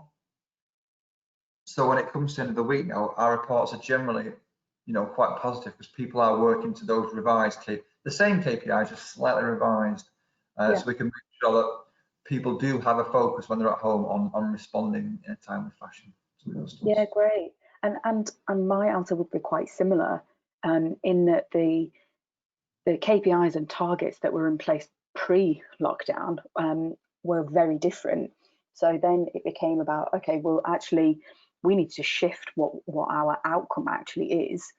it's not about a time, or it's not about how long we spend on the phone. It's about meaningful conversations.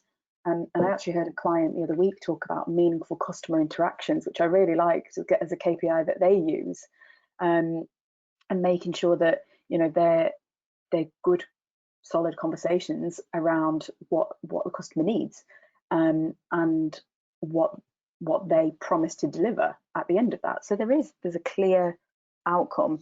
But I wonder, Paul, did we get any responses? We have, yeah. I've got a few now, so I'll just read some out. Let's have a look. One person's put that they check that jobs that are normally done at the office are still getting done. Yeah. But we have no formal method at the moment, but I find that I'm valuing proactivity and enthusiasm. So I'm assuming that, that's alluding to the fact that people are now helping provide some of the solutions to the business, which is great. Somebody else has put using smart. I'm assuming it's object. Smart. It's very smart, and it's a good tool to make sure they are individualized for each person. Remember that the R stand for relevant, to make it relevant to the individual. This is where you get engagement.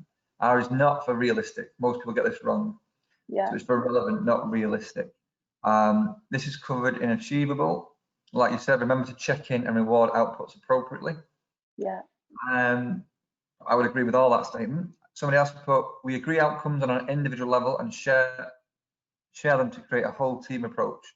We feel everyone's in different context, so it's vital to respect this and build an inclusive culture. I couldn't agree more with the person that wrote that. If I look back, I would like to think that's what my staff said about me. And I think the person that wrote that, I think you've hit the nail on the head.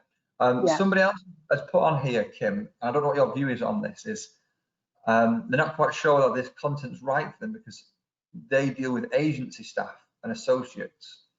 That's a great question. What I would say to that person is I don't work with agency staff, but I do work with associates. So I have staff on the payroll, but I also have associates that work for us regularly, not full time, but just regular every now and again. But I treat them, I'm contacting them in the same way I'm contacting my staff. Obviously, I'm keeping within the IR35 rules. Absolutely.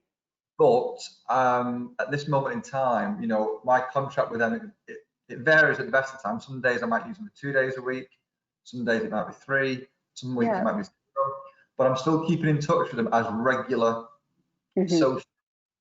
So I don't know if that sort of helps you, for the person that wrote that, if that helps you be confident about this being the right workshop. I think the principles we're discussing, and Kim, I'll ask for your opinion on this in a second, but I think the principles we're discussing, if you're using regular agency staff or associates that aren't on the payroll, all of this, or a lot of this, still applies to them. Yeah, and I agree with you, Paul. I think interact with agency staff and associates in the same way you would have done before this happened. So keep them updated on the business, check in with them. You still value them enough to keep in regular contact with them, and that you may need them in the future. They're still ultimately third party, third extension of your employee. I appreciate that they're contractors.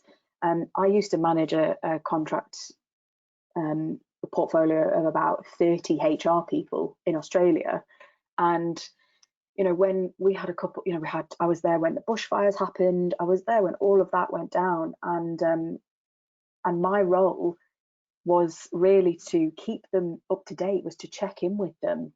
We had flooding as well in Brisbane at the time, and I had to check in with them. There's still a level of duty of care. I appreciate that they come from an agency. I appreciate that they're not direct employees, but from a human perspective, it's checking in, letting them know that you're still operational or not operational, or what the workflow looks like, in the same way that you would on a normal basis. So it's probably not in a linear way. This information is not quite, obviously directly transferable, but if you shift and adapt the content, the things that I would highlight as being really important are still the psychological contract, still get them involved in comms and keep them up to date and let them know where the business is at, because ultimately longer term you're probably going to leverage them again. You're going to use them as contractors and associates anyway. So no, I think it still applies. It's just, as you said, Paul, staying within IR35, but communication is still very, very important for them, and probably more important because it's going to be really easy for them to jump ship or panic as well, because they have less stability than maybe your direct contracted staff, employed staff. But my answer to this question was really for you guys, and it was trust is the biggest thing, because it's really quite scary is probably the best word I can think of when you're used to seeing people in the office on a regular basis, and this is the first time you've had your whole workforce working remotely. It's really hard that you can't see somebody and they can't grab you for 5 minutes and say, actually, I'm not feeling great about this piece of work. But to motivate and measure performance remotely, we just have to assume that everybody's working as hard as they normally are, tweak it to, as I think a couple of people have said, looking at objectives on a individual basis. That's the main thing, really. It really is adjusting those goals, understanding that everybody will have different and a new normal of what business as usual is, and what are the short-term goals, and regularly reviewing them to actually make sure that they are relevant.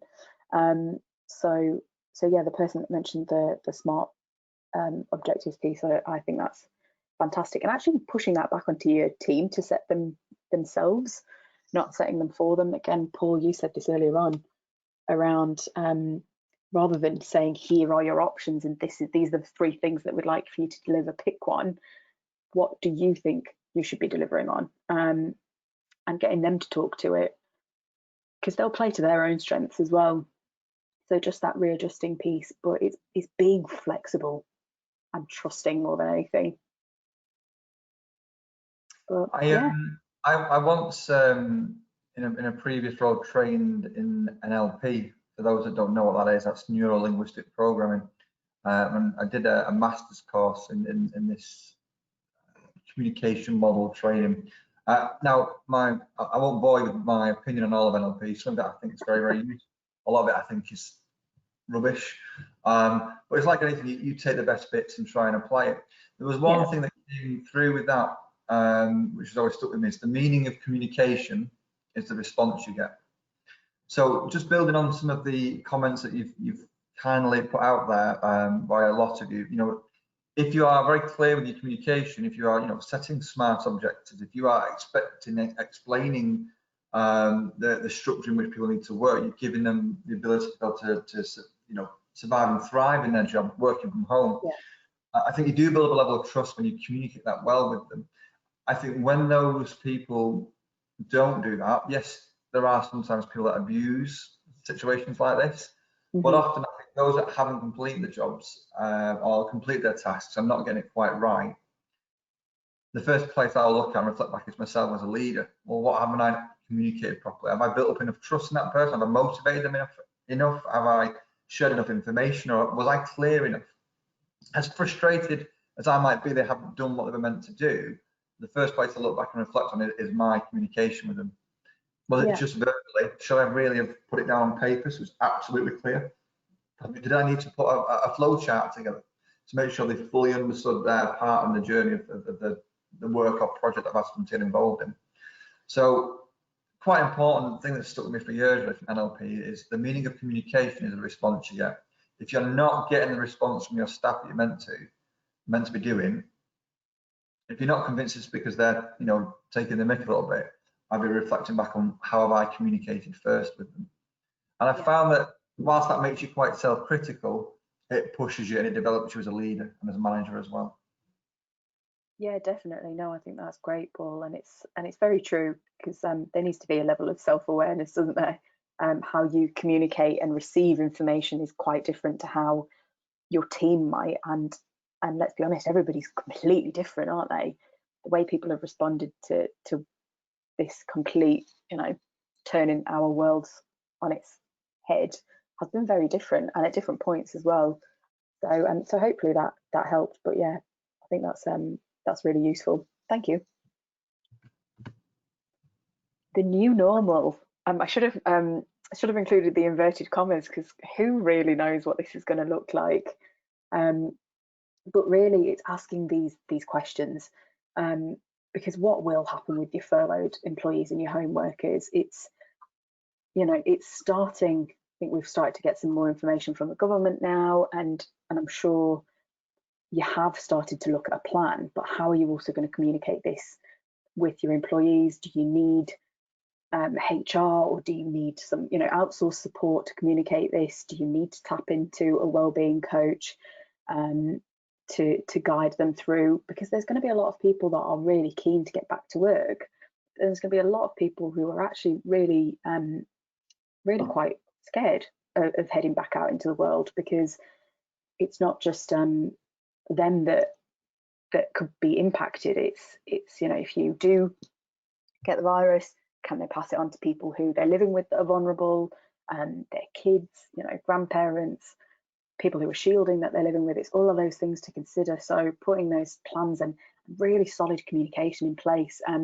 Seen some great examples of this, and I think Paul, I'll ask the question to you as well after I give this example, but treating it like it is people coming back from maternity leave. So having quick videos of this is what we've done with the office, and we're going to have, I don't know, a one-way system, or if you're at your desks, you don't have to wear a mask, but if you're walking around, wear a mask. And we've put screens up, and we've got, different, so even just showing a video of this is what the office looks like for when you're ready to come back. I don't know if you've seen or done anything or started to make a plan of what this looks like for getting people back in the office. As a business, no, we're not there. I don't believe we'll probably even consider coming back to the office until September. So I think we'll probably be as we are until then, and unless something drastically changes and everything's back to normal. But I feel like we'll be in line with the schools in terms of what happens to schools will very much affect what happens with us. Having said that, it's a good point for me to signpost everybody listening to some of the other workshops that we're providing. We ran one yesterday, we're running one tomorrow, we're running a variety of returning to work workshops. So for those of you in office spaces, or maybe from factories or plants or in retail, there is, if you go on the Growthful website and the hashtag #GrowMySME events page, you'll see there are 3 more workshops planned, where we've got somebody that's been looking at all the government guidance, interpreting it, and then putting it out there for businesses to start thinking about their return to work. Everything they should be thinking about, whether it's signage, floor spaces, floor plans, employee shifts. It could be your remote working, so how do you manage that effectively? And we're running that by almost sector. So I would encourage everybody after the session today to go on the Grow My SME webpage, on the events page, and have a look at what's available. We also have some guest speakers that have done it recently. So these aren't massive, huge corporate businesses. These are local, Humber-based businesses who have made the return to work back, and they'll be telling you how they've done that. So I can't really advise you today on what we've not put those plans into place yet. Having said that, I'm here today. This afternoon, I'm inducting a new starter, but they'll be at one side of the office, I'm at the other. We've both brought our cups from homes in to drink from our own individual cups, and never the twain shall touch or meet. So yeah, it's just, I think that most of it will be applying common sense. Yeah. I think the government guidance that I've looked through in helping prepare for the workshops we're doing largely point towards common sense. But yeah, I would encourage you, do if you've got the time and it's of interest to you, do book on one of these workshops and find out what the actual guidance is at the moment and how you can apply it. Yeah, perfect. Thanks, Paul. No, that's great. And there's so, I mean, you asked that one question, what happens with your furloughed workers and home workers? And like I just demonstrated, it opens up a can of worms, doesn't it? So it's good that it's got a full workshop around it, because we're only really going to learn from case studies with that one and what works and what doesn't work. But even in terms of can we just assume it will be business as usual? Likely not to be, and a lot of people will be used to this. A lot of people will like this way of working. We've proven that it can work. For a lot of businesses, we've proven that this is possible.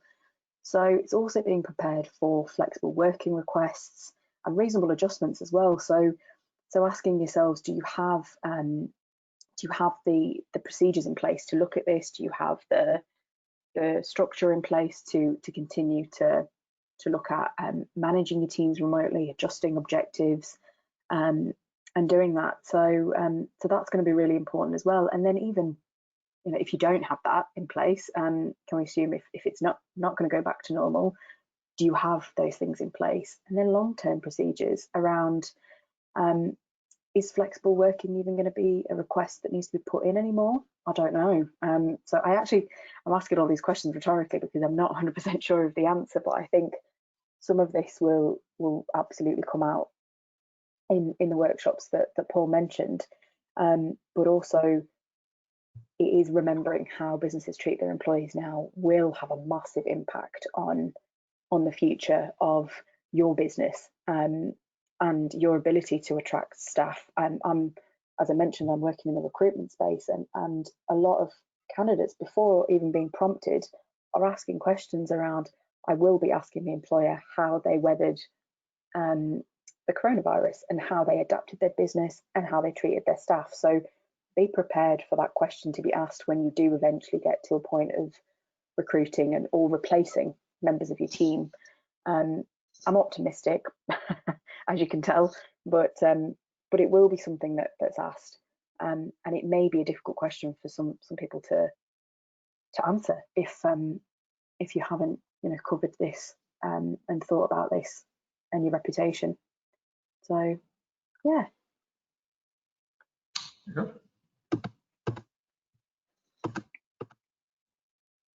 All right. Okay. It's you, Paul. So what I thought I would do, I'll just go back a second, is just talk to you briefly now, just for 5 minutes or so, in terms of some of the online software that you can use. I don't want to bore everybody to death with this, so what I'm going to do is just launch another quick poll now. Just bear with me 1 second. So I'd like to know what software you're currently using for either managing your teams or managing your customers and clients. So if you wouldn't mind just very quickly just answering that for me. If what you use isn't on there, feel free to write it in the question tab.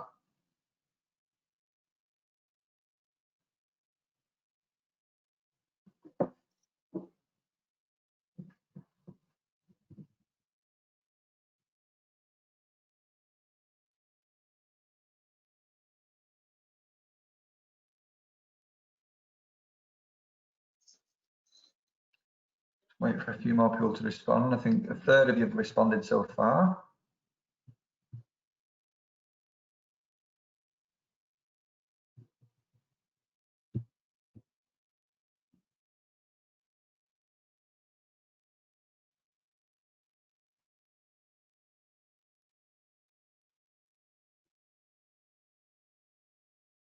Any more for any more?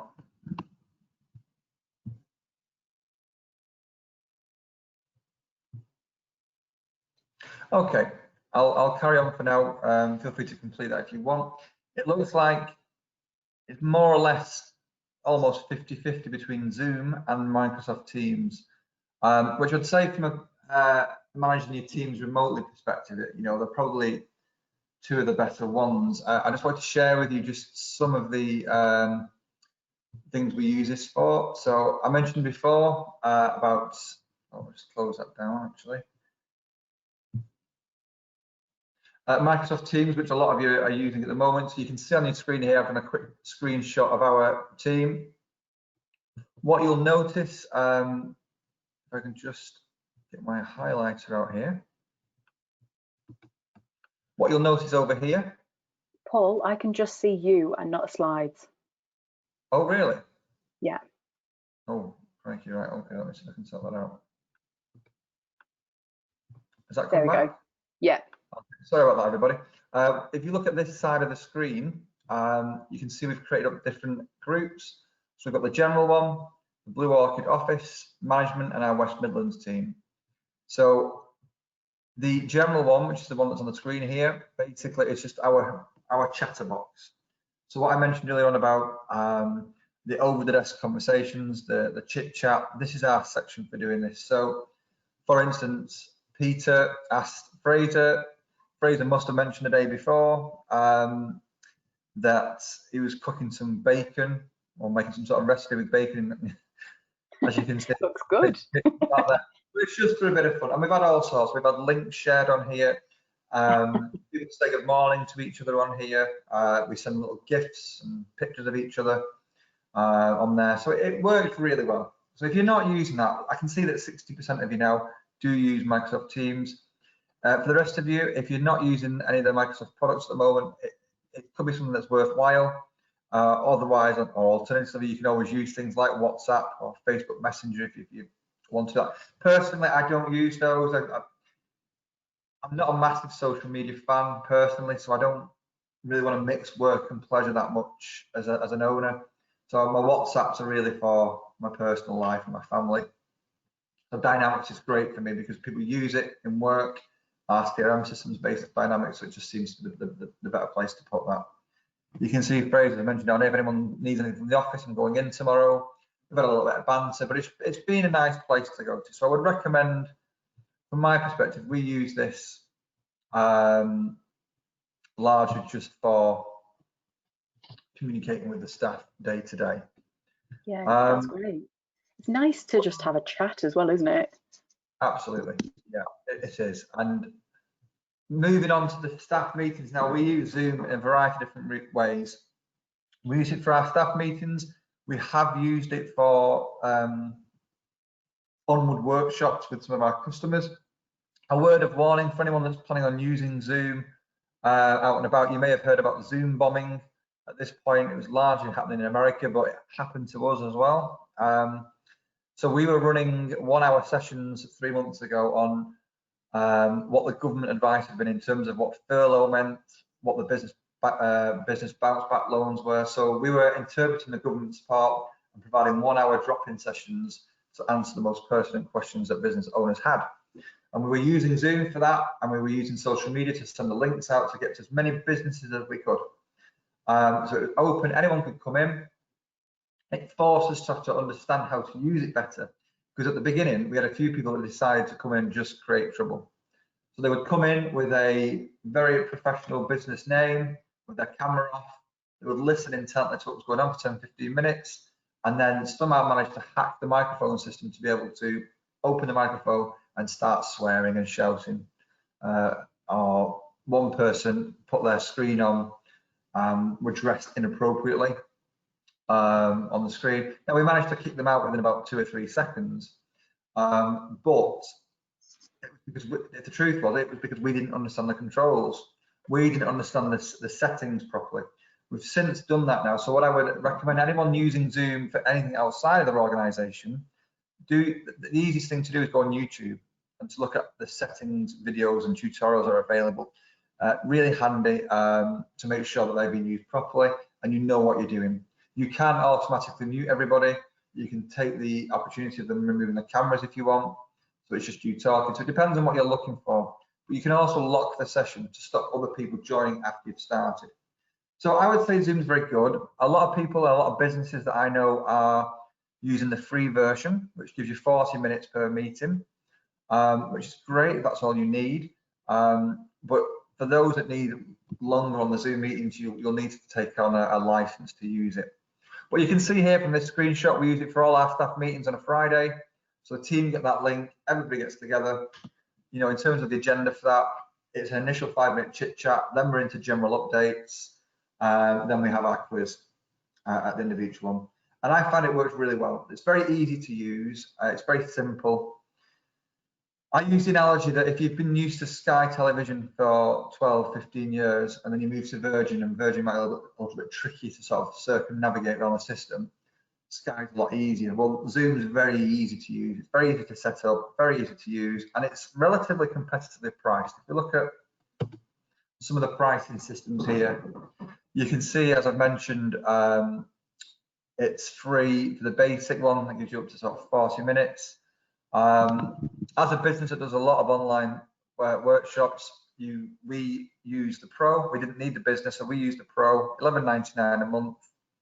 Your meetings can last for 24 hours. You can have up to 100 participants on it, and it's good. You know, they've done an update recently to help with the security and the look of it. So Zoom is something that's, if you're not using it at the moment, if you're still using things like Skype or other methods, Zoom is a good product to use. I would highly recommend it if you're doing staff meetings and internal things in particular. What we've learned now, because of our Zoom bombing experience, whilst we can manage it better, there are occasions where if we're delivering training or presentations outside, there are other software packages you can use. So I'll talk to you very briefly now about the go-to products. So we've got go-to meetings. Go-to meeting works very similar to Zoom. It's just a bit more professional. It's got quite a lot of added security on there. We run a lot of national contracts, and go-to meeting is one of the choice software platforms for a lot of the government support that we provide. So they ask us to use this. So the security is quite strong on this one. It works very similar way to Zoom. The big plus point on this is you can record the meetings. So if you're having any staff consultations that perhaps need recording, you know, whether they are one-to-ones or even perhaps disciplinary proceedings that you need a recording of, obviously you need to let them know that you're recording them in the first place. But GoToMeeting gives you that functionality. You can bring them in, you can see them on the screen, you can hear them, you can interact like you do on Zoom, but you can also record it. So you've got those recordings as well. So we use this a lot for some of our programs for training where we want to interact with our clients. Sorry, beg your pardon, let's go back to that screen a minute. Then the other product that's linked to GoTo is GoToWebinar, and as you know, that's what we're on today. So if you're delivering messages, whether it's outside of your organization or internal, let's say you've got a big workforce and you want to send some key messages, yes, you could send a video, a pre-recorded video to your team, but one option that the GoTo products gives you is to launch a webinar where they can hear you and you can see them, but they can't speak themselves. So we normally say if we have a group of more than 10 people expected, we'll use GoToWebinar. Why? Because whilst it'd be nice to hear all your voices today, you know, there's 14 of you, and you all might ask a question at the same time. It might get very difficult for us to manage as facilitators. So you're, in the nicest possible sense, you're silenced to a degree. We use the question function to funnel down your questions. So if you want to ask a question, if you want to interact, we'll do a poll, or you'll use a question and we'll answer your questions directly. So GoToMeetings, you can interact if you choose to. GoToWebinar is for larger groups where you want to deliver a message or do a session, but you don't want two-way interaction too much going on. So if you've got a large workforce and you want to give them an update on where the business is, something like GoToWebinar might be of use, because it doesn't give the attendees the option to talk. You've just set it out already. It's only you're going to be talking. So there's a variety of options that you can choose from. What I've done is a quick screenshot for you in terms of the price packages that are available. So the GoToMeeting, the best package I think is probably the business one. It gives you more features. And GoToWebinar, again, we have the pro version, the cheaper option, but it all depends on what your needs are as an organization, really, and what it is you need them for. Obviously, we use these for a mixture of staff and client engagement. So we're perhaps using it for more reasons than today's workshop's discussing. But in terms of employee engagement, Dynamics for general day-to-day stuff, Zoom for internal staff meetings, and for any training, either GoToWebinars or GoToMeetings, just so we can record them. And we've got a recording of that training, whether it's internal or external, and then that can sit in their HR folder. So we've got a record of that. That kind of brings us into the session. I would like just to give you all just a couple of minutes now. If anyone's got any questions they'd like to ask, if there's any specific circumstances that you're dealing with or facing that you would either like some practical advice on from my perspective, or anything from an employment law perspective you'd like Kim to speak on, we'll just give you a minute or so now just to log any other questions that you might have for today.